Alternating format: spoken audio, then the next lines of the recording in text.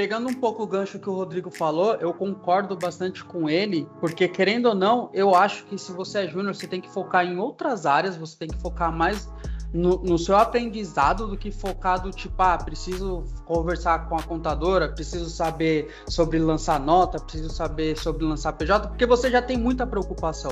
Você já é novo, você está entrando numa área que, teoricamente, você não tem tanto conhecimento, você está entrando numa empresa que você vai ter que se mostrar seu esforço, então você já tem muita, não dor de cabeça, mas você já tem muita coisa para pensar.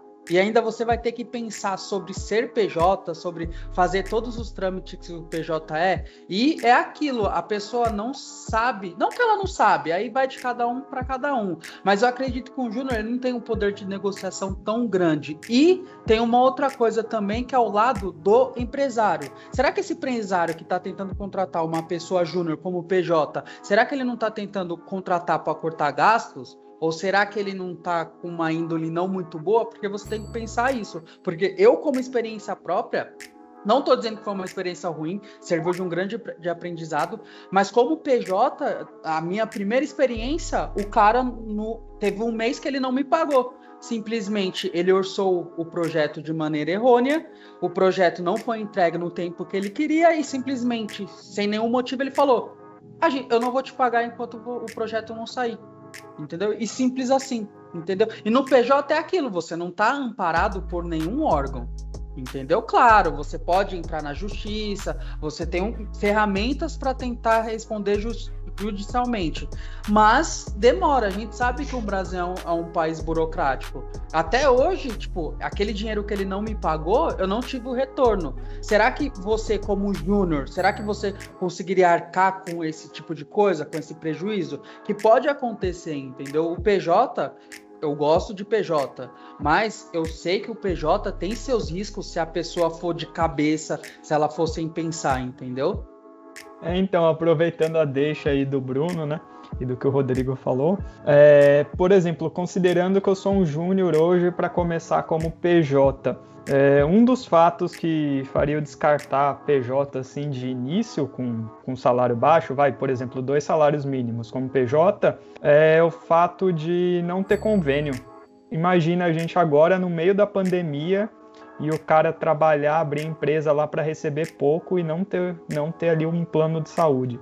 Isso daí eu descartaria de cara. Ao menos que aí fosse a única opção, né? Se só tem essa opção, ou você trabalha como PJ, ou não trabalha, aí fica mais difícil, né? O que eu queria acrescentar aí, eu acredito que alguns de vocês passaram também, é o seguinte, né? O meu primeiro contato que eu tive como pessoa jurídica, eu tive uma proposta de trabalho, né? Fechei ali um valor hora, né?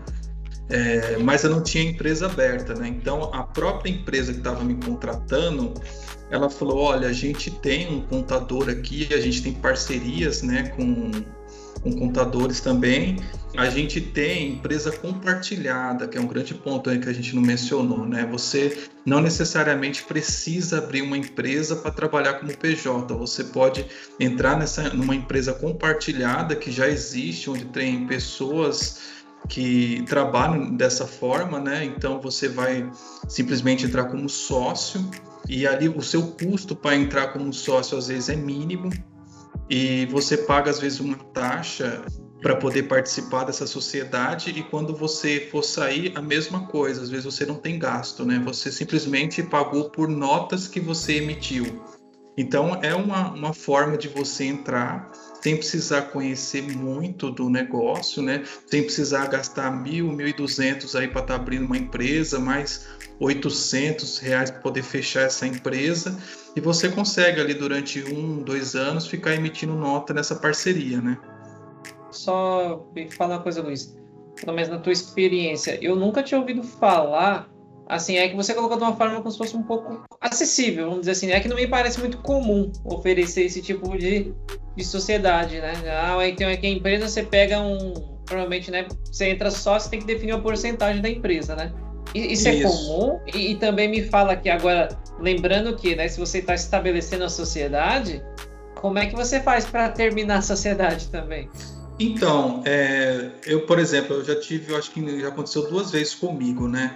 eu entrei nessa sociedade, você entra com a porcentagem mínima, você não tem poder de fazer qualquer alteração na empresa, alteração da razão social, nada. Você simplesmente vai ter a habilidade de poder emitir notas, né? Então, por exemplo, hoje eu tenho a minha empresa. Se eu quiser, de repente, Luiz, eu não quero abrir uma empresa, eu trabalho também como desenvolvedor, eu quero emitir nota, não tem como você emitir, né, para mim? Eu posso chamar você para participar da minha empresa, te dando uma porcentagem mínima, te dando nenhum poder na sua mão, apenas você vai conseguir emitir nota e eu consigo pegar uma porcentagem desse valor e falar, então vamos combinar, você não vai ter gasto com abrir ou fechar e uma porcentagem do que você emite fica retido para a empresa, entendeu?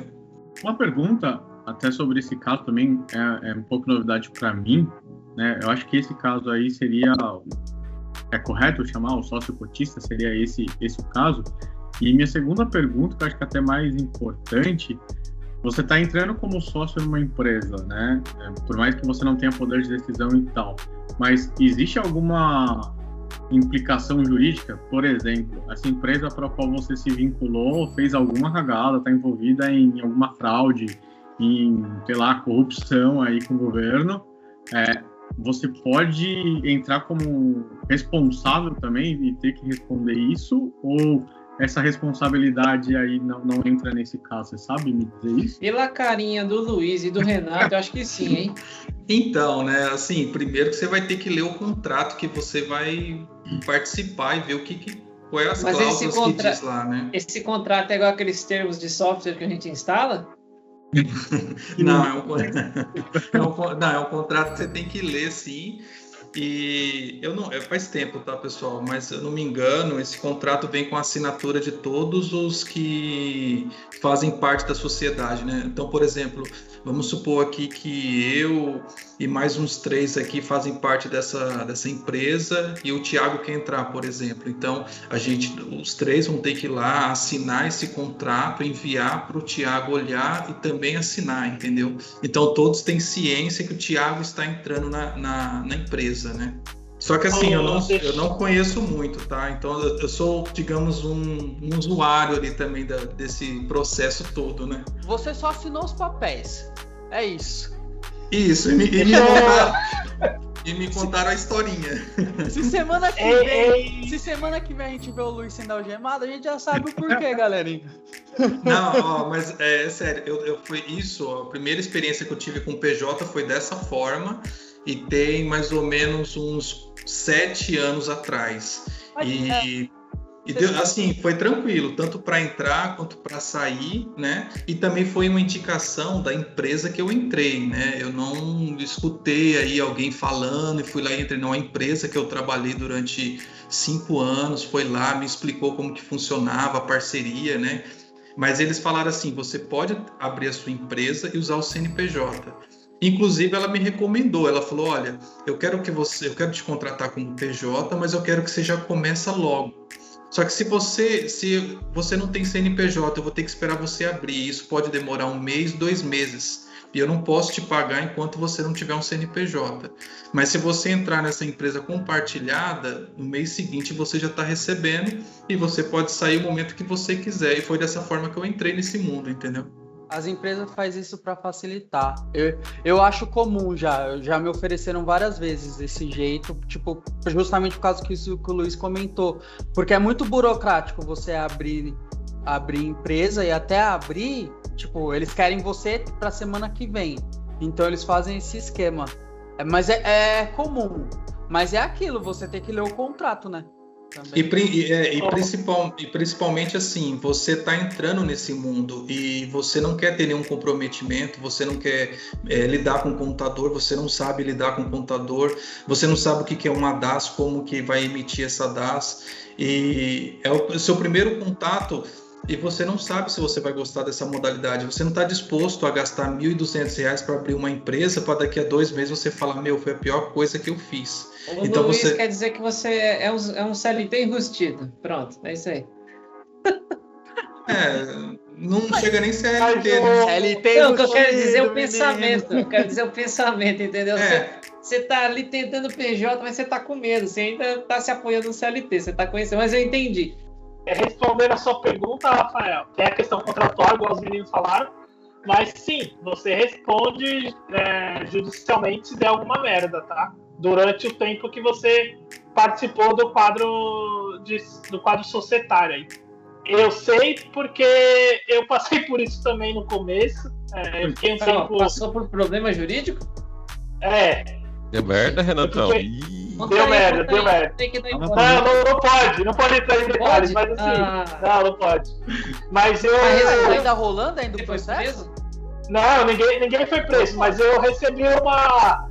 Não, é uma intimação pedindo para comparecer, para responder sobre determinado assunto na Defensoria Pública, eu acho, eu não lembro. Mas assim, isso tem 10 anos. Porque eu passei um ano nessa forma de contrato aí. Que é sim o contrato cotista lá. Você entra como... Quando você abre uma empresa, você declara o patrimônio dessa empresa. E esse patrimônio, seja ele de 10, 20, 100 mil, ele é dividido em cotas. E aí o valor da cota, você que determina. Então, 10 mil vezes... vezes cada cota é R$1, são 10 mil cotas. E aí, quando você entra como cotista, você entra como uma cota, só que é a cota mínima daquele valor do patrimônio da empresa.